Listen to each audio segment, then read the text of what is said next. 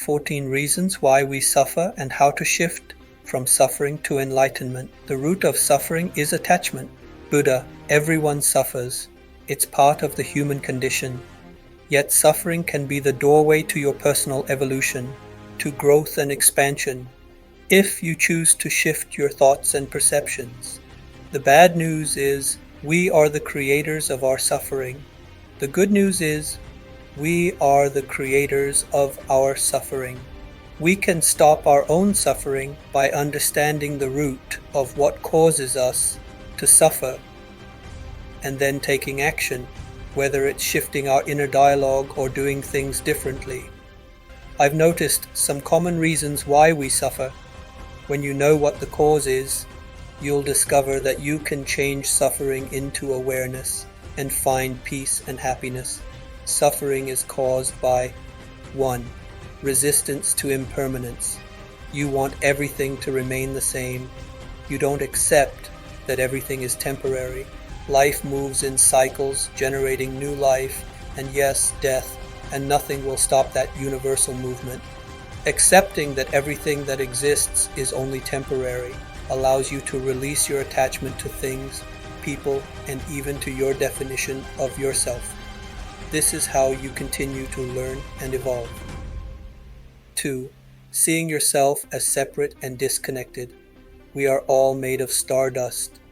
All life is connected like a giant network that may appear different, but at its core is made of the same elements as the earth, the stars, and all living beings.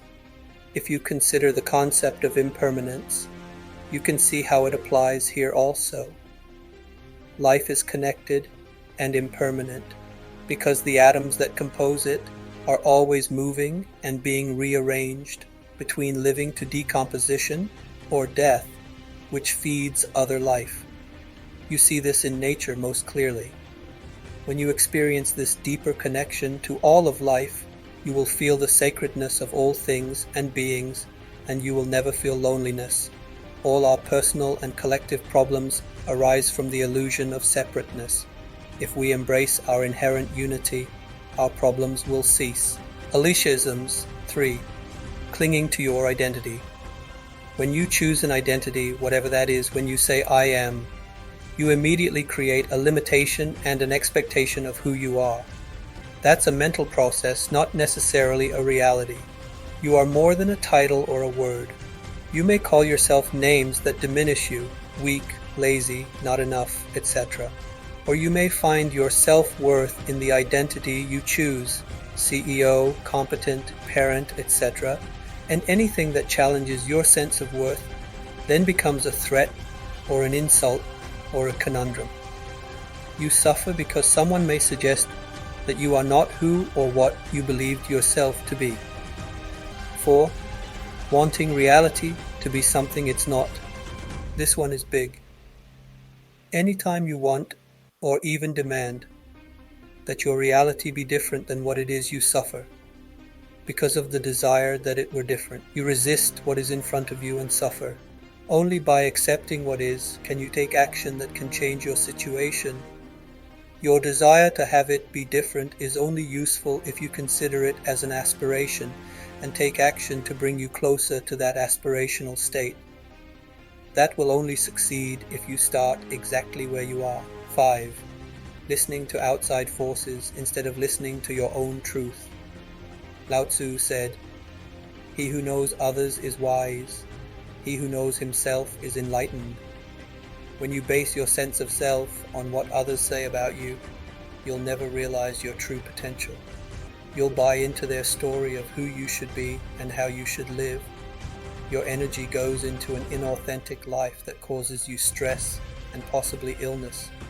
Only by aligning your life to what is true for you can you be happy. 6. Living a divided life.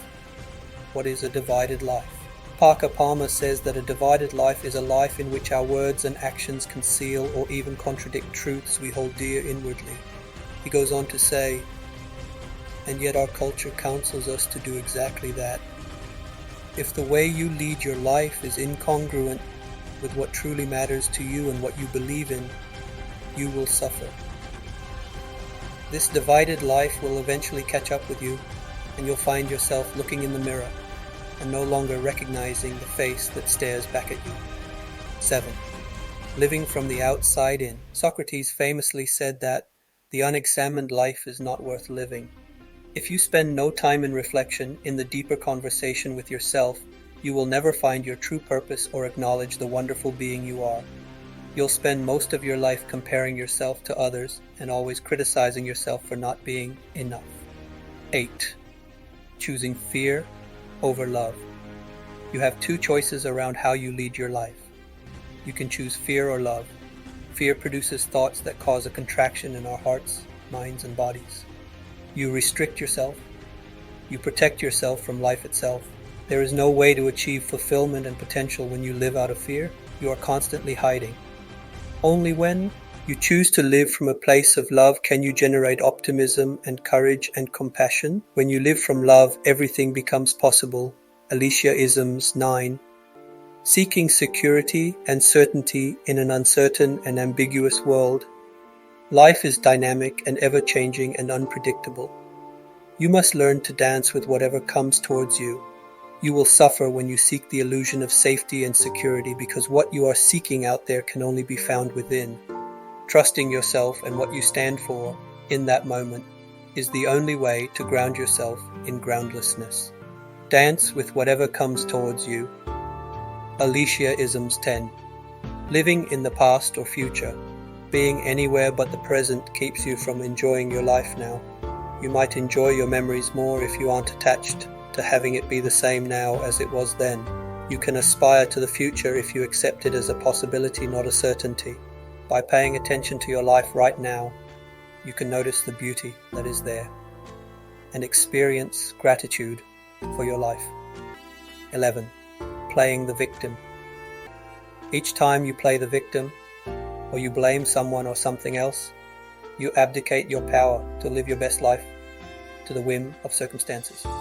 You experience yourself as having no power or agency over your life. You build resentment, fear, and anger that saps your energy and limits your potential. When you empower yourself, you use your inner wisdom to choose what serves you in creating a life that is in harmony and flow. 12. Seeking comfort over growth. Humans don't like being uncomfortable.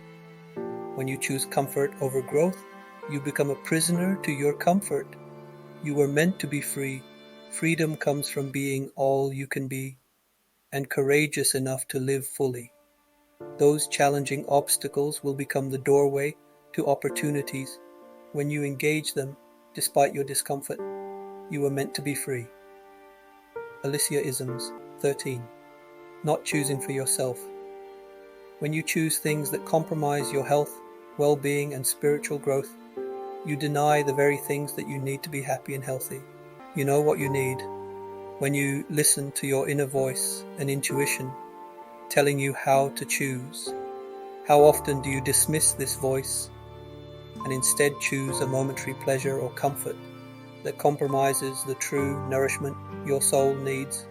Next time, listen and transform the act of taking care of yourself into something sacred and significant that can help you also care for others. 14. Denying parts of yourself. You have a shadow or darkness within you. Everyone does. There are always things we don't like about ourselves. There are always traumas that need to be healed. When you run from your shadow, those parts of yourself can never be reconciled and forgiven and healed. They will always haunt you, waiting to emerge when you least expect it through self-sabotage, unkindness to others, anger, and unhealthy relationships. Coming to terms with the difficult emotions you feel means being compassionate with yourself, loving yourself just as you are. Running away from those parts you deny will cause you to suffer. Acceptance and forgiveness generates appreciation, self-love, and compassion for yourself and others.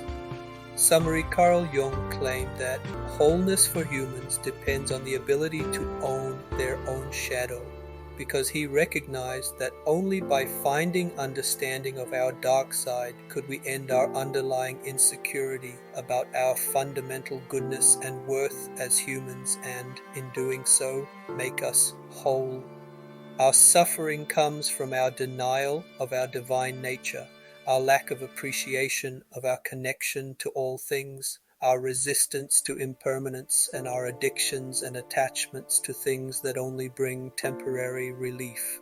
Wholeness comes from the acceptance of all parts of ourselves as individuals and as humans, so that we can transcend the pettiness of our human condition and elevate our consciousness to levels that can indeed change our world for the better.